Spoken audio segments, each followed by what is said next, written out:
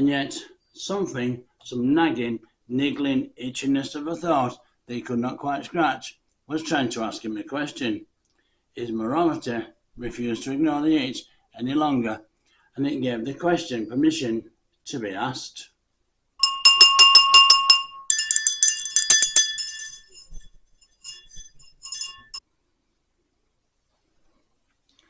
Chapter 16. An embarrassing flicker of fear entered his mind. Having taken the road to ruin to the point which could have ended their journey before it had really begun, the three travellers decided that it may be a nice idea to take a little time out and regroup. So they walked a short way up the road to nowhere. Now, Evan had been shaken up by the possibility that the younger time separation of himself had not only nearly brought the journey to an abrupt conclusion, but could have maybe brought their life to an end. Whereas Woody had been so taken with the idea of owning those marvellous trainers that he wanted a moment to work out how he may be able to get his hands on the sound breakers. Fate entertained the notion of pushing on with the journey, as he was beginning to feel a little prickly about an unwritten timetable which he was concerned about sticking to. However, with the journey being an unsanctioned affair, he decided that a rest period would enable him to plan things a little better so as to ensure no further hiccups. Woody stepped up the grass verge at the side of the road and looked over the stone wall into a field that was covered in rich green grass. The grass sloped away to the far end of the field, where some blackberries grew.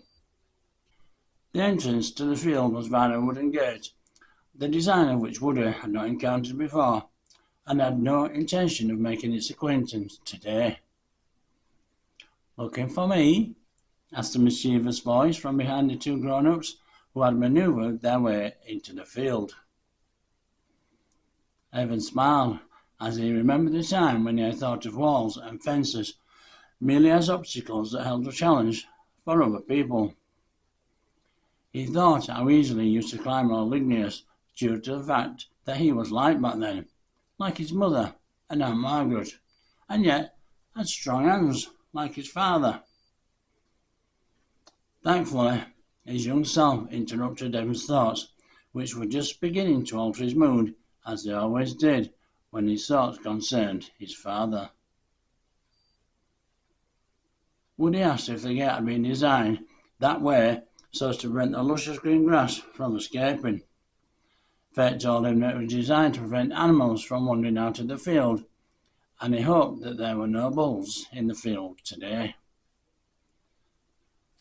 Woody looked a little concerned until he realised that Fate was merely retaining a humorous quip of his own to counter the one about escapology grass. "It's called a kissing gate," Fate told the boy. "In order to manipulate one's way through the gate, you need to push the moving section across until it kisses the stable section. Then one needs to walk in and move it back across until it kisses the other stable section, allowing self access to the field." "So it costs 2 kisses then to get into this field?" Fate agreed with the boy's pricing policy, who quickly assured Fate that he would have to pay him later, as he was all out of kisses. Evan had decided to lie down in order to relax after the temptation incident. However, he could not manage to get himself into a comfortable position. "I know what the problem is. I need a pillow," he thought, and then looking at Woody, he asked, "Could I borrow your bag?" "Of course," replied his young self. Evan tried to fluff the canvas bag up as much as he could. Then laying back down, he placed his head upon the bag. "It's no use, there's something sticking into my head," he moaned to himself. He then sat back up to rearrange the contents of the bag, and shuffling things around, not really being concerned about squashing Woody's remaining sandwich, he placed the bag face down in the grass, which now provided him with the sought-after comfort He sighed, and slowly he drifted into soft summery dreams about laughing sheep and kissing gates. Fate had placed himself in the shade and was sitting with his back against the wall. Young Woody had given up for now on the acquisition of the trainers. He would, he decided, leave his subconscious to come up with a plan, another of his grandfather's teachings. Meanwhile, he had no desire to join in with the rest and relaxation period, and he asked Fate whether it would be okay to have a look. I'll have a look round. I won't go far, he promised. Fate warned him to keep on the road to nowhere, and never be more than 2 or 3 minutes worth of distance away, so he would always be within shouting distance. Woody promised and agreed to the terms. As he was deciding whether he would walk down the road or up the road, he became aware of a soft, low rumbling. Surely not, he thought, as he listened to Fate, whose eyes had grown weary and whose head had dropped forward. Charming, he declared, as he listened to Fate snoring. And so he decided to have a little adventure of his own while the grown-ups snoozed. Fate was not actually sleeping. He was merely testing the boy to see if he was trustworthy yet. Woody decided to walk in the opposite direction to the crossroads along the road to nowhere. He was convinced that it was most unlikely that he would get lost, as he would not really be going anywhere. He felt that the road must surely arc back around to where he was now. It was not long before something caught his attention, and he cocked his head to one side to catch the sound of faint laughter, ever so faint, off in the distance. Laughter, it's definitely laughter, he told himself, and he set off to discover the source of the laughter. As he progressed up the road, the laughter grew louder and more intense. It became clear to the boy that it belonged to more than one person. In fact, a group of people, some of whom were boys and some of whom were girls. The laughter was very close now, and even though he could not see anybody, he realized it was in its close proximity. It's coming from over this wall, he thought, as he scrambled up the grass verge, clambered over the wall, and into the next field. Situated in the field were a group of youths, the majority of whom were of the similar age to Woody. 3 girls were grouped together, with 2 boys standing close by. Another lad appeared to be in charge of the proceedings. Most of them were pointing and laughing at a ginger-haired girl. Her fair skin had been badly burnt by the afternoon's hot sun. He looked extremely sore. One of the boys, a slightly older, thicker-set youth, was sporting such a close-cropped hairdo that had the barber used a different attachment, it would have left the youth with a skinhead. He was standing in front of the person of their ridicule and was laughing louder than anyone else. He was pointing at the girl, and in between his bursts of laughter he was making such comments as, "Ginger's peeling, silly peeling girl." All the time that he was laughing, he was pointing, and when he was neither pointing nor laughing, he was making cruel remarks. Woody wandered down to the crowd of youths to see what was going on, and to see whether he could help the girl who was being bullied. "Come on, join in with the fun," the bigger youth told Woody, who felt as though the suggestion made no sense. Laughing at the girl's misfortune was a form of bullying, something which held no appeal to someone who had suffered more than his own share. Furthermore, he could not understand the reason behind it, so he challenged the youth as to his reason for laughing at the girl when she was obviously in pain and clearly needed their help. The youth, Intimidation, as he was called, was not used to being questioned about his actions and was wondering just who this kid thought he was. He then let forth another burst of laughter and pointed at the girl once more. "Look, she's crying, the big baby." Sure enough, tears were rolling down the girl's cheeks, one after another. The girl wanted to escape from the cruel remarks, as much of her tears seemed to want to escape the heat of her burnt face. There was nowhere to go, and no place to hide for the girl. She closed her eyes and tried to escape the cruelty, looking for comfort and protection within herself. Cruelly though, even her thoughts began picking on her, telling her that you should have worn a floppy hat. Better to look silly for a while than permanently burned and scarred. All her senses seemed to be ganging up on her. Even her tears had turned against her. Instead of coming out in sympathy, they ran down her face and landed on her sandals, splitting into smaller drops that scurried away and in between her toes, in order to escape the ridicule.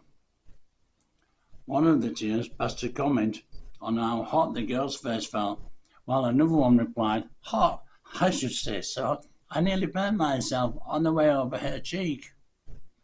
"She's going to be very sore tomorrow and for a long time after," another particularly salty one added. "Perhaps, in the future, she will wear a hat to protect her from the sun," suggested one of the others. Just then, the aqueous conversation was brought to an abrupt end by a particularly large tear, which fell and fragmented into smaller tears as it splashed onto the small brass buckle that fastened the girl's sandal.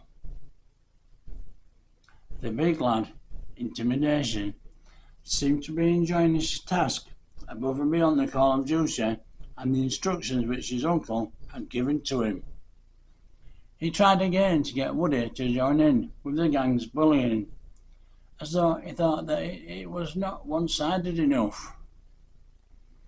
Woody hated bullies, and he turned around to leave and thought perhaps he should get Fate and Evan to come back with him and help the girl. "Where do you think you're going?" asked the girl's tormentor. Woody turned to face Intimidation and said, "I don't think it's funny, and I don't think it's right to laugh at somebody who's crying, so I'm leaving." "Wah-de-da, he thinks he's too good to be with us. Go on then, leave, hop it." "That's probably what I'd have to do in those scruffy old things," said the youth, pointing down at Woody's plimsolls. "I'm leaving now," repeated Woody, wishing he was wearing the sound breakers. "No, you're not," said Intimidation, moving in on him. He looked Woody in the eyes, but could see no fear. For a moment he almost lost his nerve when he realized that Woody appeared psychologically stronger than he was. An embarrassing flicker of fear entered his mind, and for just one moment his intentions wavered. Not wanting to back down from somebody smaller and younger than himself, he grabbed hold of Woody's t-shirt in order to bully him into staying and joining in the game of ridicule. Woody's mind thought back to the times in his bedroom when his angry father had squashed his head into the mattress so he couldn't cry, thus alerting the neighbours to the commonplace brutality which was taking place. As the big brute's fist repeatedly punched the back of the boy's head so as to make sure that the bruises were not easily visible, Woody's mind would take him away to his safe place. It was his sanctuary, where there was no violence and no whiskey fumes, which always seemed to ignite the anger and then fuel the rage. This cowardly boy held no fear for Woody. He placed his hands around the youth's wrist and, like a turning worm, set about hurting the overweight bully. He squeezed and twisted the larger boy's wrist, applying what was, for his age and size, a disproportionate amount of pressure. Intimidation had not been expecting the youngster to possess such strength in his hands, some of which was natural, the only gift which he had been given by his father, and some that had been developed by the countless hours which he had spent climbing the huge tree, his safe place. Intimidation found the pain was too much to tolerate. He was used to easier prey, such as little girls who cried easily, so he quickly let go of Woody's t-shirt.